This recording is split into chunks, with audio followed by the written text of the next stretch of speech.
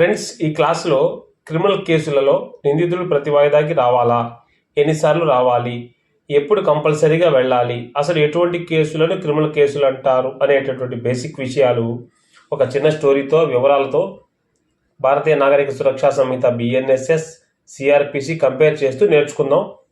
So let's move to the topic. Criminal కేసులలో కొత్తగా వచ్చిన భారతీయ నాగరిక సురక్షా సంహిత BNSS ప్రకారం కొన్ని మార్పులు వచ్చాయి.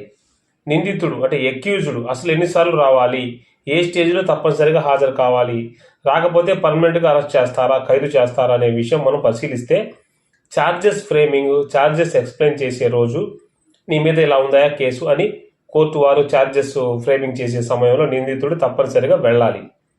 స్టేట్మెంట్ ఎక్స్ప్లెనేషన్ స్టేజ్లో కూడా, జడ్జిమెంట్ ప్రొనౌన్స్మెంట్ స్టేజ్లో కూడా, సెంటెన్స్ హియరింగ్ అని తెలుసుకోవాల్సినటువంటి పరిస్థితుల్లో కూడా నిందితుడు వెళ్ళవలసి ఉంటుంది. స్టేజ్లలో కోర్టుకు రాకపోతే అంటే వరుసగా హాజరు కాకపోతే NBW non bailable warrant issue చేస్తారు. బెయిల్ క్యాన్సిల్ అవుతుంది. బెయిల్ బాండ్ రద్దు చేసి షూరిటీ ఇచ్చిన వారి మీద కూడా చర్య తీసుకునేటటువంటి అవకాశాలు ఉంటాయి.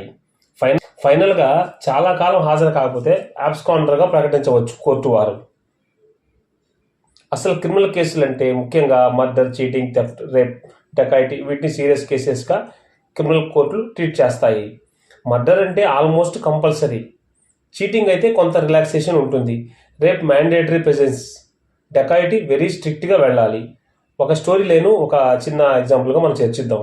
రాము అనే వ్యక్తి మీద 420 కేసు వచ్చింది. మొదట 3 వాయిదాలకు వచ్చాడు అనుకుందాం. 4వ వాయిదాకు ట్రాఫిక్ జామ్ అని చెప్పి రాలేదు, అతను చెప్పాడు. అడ్వకేట్ 317 పిటిషన్ వేశారు. కోర్టు ఒకసారి మన్నించింది. తర్వాత 2 వాయిదాలకు రాలేదు. కోర్టు NBW జారీ చేసింది. పోలీసులు కూడా అరెస్ట్ చేసి కోర్టులో హాజరుపరిచారు. బెయిల్ రద్దు చేసి కొత్త కండిషన్స్ పెట్టారు. ఇక్కడేంటి మెయిన్ పాయింట్, కోర్టుకు డిస్క్రిప్షన్ ఉంది, కానీ మిస్యూజ్ చేస్తే కఠినంగా శిక్షించే అవకాశం కూడా కోర్టు వారు కలిగి ఉంటారు. BNSSలో కొన్ని సందర్భాల్లో వీడియో కాన్ఫరెన్స్ ద్వారా కూడా హాజరు అనుమతి ఉంది. ఎందుకంటే హై అఫీషియల్స్ కరప్షన్ కేసులలో ఉన్నప్పుడు కొంత డ్యూటీస్ కూడా ఉంటాయి కాబట్టి ఆ సమయంలో అవైలబిలిటీ కోసం వీడియో కాన్ఫరెన్స్ ఉంటుంది. ఎవిడెన్స్ రికార్డు కూడా డిజిటల్ మోడ్లోనే కండక్ట్ చేస్తారు. ఎప్పుడైనా క్లయింట్కి బెయిల్ కండిషన్స్ ఎక్స్ప్లెయిన్ చేయాలి, లేకపోతే ఎక్యూజ్డ్ అది పర్మనెంట్ అనే అవకాశం ఉంటుంది కాబట్టి అడ్వకేట్స్ అతనికి ఆ విషయాలు తెలియపరచాలి. క్లియర్గా ఇన్స్ట్రక్షన్స్ కూడా చెప్పాలి, అంటే పిటిషన్స్ ఉంటే ఎర్లీ స్టేజ్లో వేయాలన్నమాట. ఇట్లాంటివి కూడా అడ్వకేట్స్ గమనించుకోవాలి.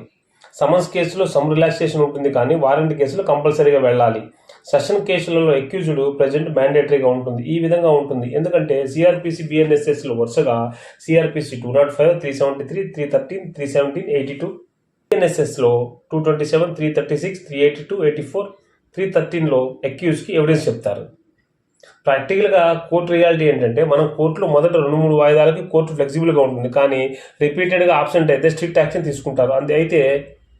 అయితే జడ్జెస్ ఆబ్సెంట్ని ఇంటెన్షన్గా ఉందా, జెన్యున్గా ఉందా అనేది కూడా చూస్తారనమాట. ఫైనల్గా ఏంటి కంక్లూజన్ మనం చెప్పుకోవచ్చు అంటే, ప్రతి వాయిదాకి వెళ్ళడం అంటే సేఫెస్ట్ థింగ్.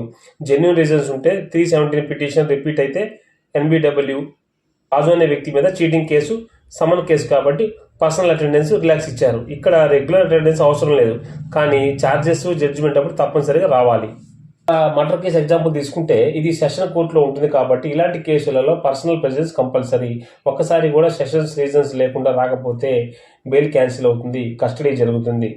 ఏంటి ఫైనల్గా మనం ముఖ్యంగా గమనించాల్సింది, ఏదైనా కేసులో ఉన్నప్పుడు తప్పనిసరిగా అటెండెన్స్ అవ్వడం వలన కేసు స్ట్రాంగ్గా ఉంటుంది, మనకు అనుకూలంగా రావడం కానీ మనం చెప్పుకునేది ఉంటుంది. కాబట్టి తప్పనిసరిగా క్రిమినల్ కేసులలో వాయిదాలు ఉన్నప్పుడు, కోర్టు అటెండెన్స్ ఉన్నప్పుడు అడ్వకేట్ సంప్రదించి సమస్య ఉంటే చెప్పుకొని కోర్టులో హాజరవ్వటము, చెప్పుకోవటం ఉండటం వలన కేసులో సేఫ్గా ఉండవచ్చు అనేది మనం గమనించాలి. నెక్స్ట్ వీడియోలో summon case, warrant case, session case రెగ్యులర్గా ఎలాంటి కేసులలో ఎలా వెళ్ళాలి, ఎలా ఉంటుందనే విషయాలు కూడా క్లియర్గా వివరిస్తాను. కొంచెం లెంతీ వీడియోలు చేస్తున్నాను, మీరు చూడటం వల్ల మీకు అవగాహన వస్తుంది. క్లియర్గా చూడండి. ఏది ఏమైనప్పటికీ కూడా నెక్స్ట్ వీడియోలో క్రిమినల్ కేసులకు సంబంధించి కాకుండా జనరల్గా అసలు ఏ కేసు ఎలా ఉంటుంది, సమన్ కేసు ఎలా ఉంది, వారెంట్ కేసు ఎలా ఉందనే విషయాలు కూడా తెలియపరుస్తాను. Thank you for watching. See in the next video.